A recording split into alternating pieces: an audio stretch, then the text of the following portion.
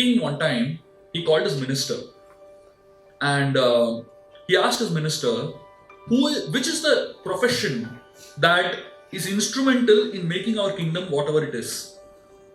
Which is the profession that has created the biggest success for our kingdom?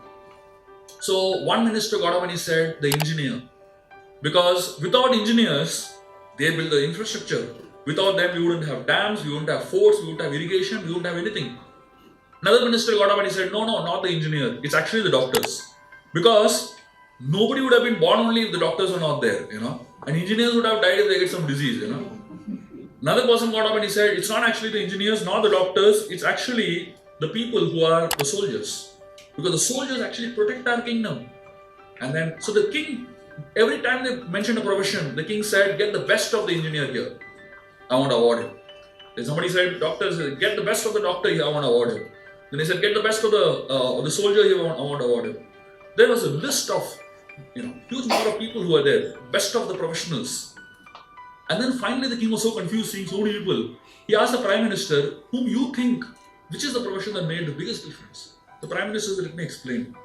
So he went out and then he came back with an old lady, frail looking lady.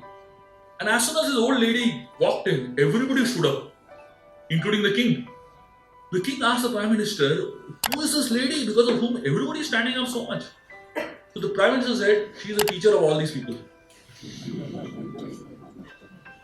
And then the king understood, that's the profession that actually created all these guys, That means, what is the role of a teacher in our lives? Most people, we don't really acknowledge the role of a teacher in our life. In fact, I have gone to so many institutions that are into creating teachers. We call it, in India, we call it the B.Ed institutes. These institutes create teachers. And one of the things that I go to the institute and ask the teachers, the future teachers of the country, I ask them, why did you want to become a teacher? And I tell you, I get the saddest replies. It makes me actually depressed. Somebody said, I have no option, therefore I became a teacher. Can you imagine if that's the kind of teachers whom we create, whom we have?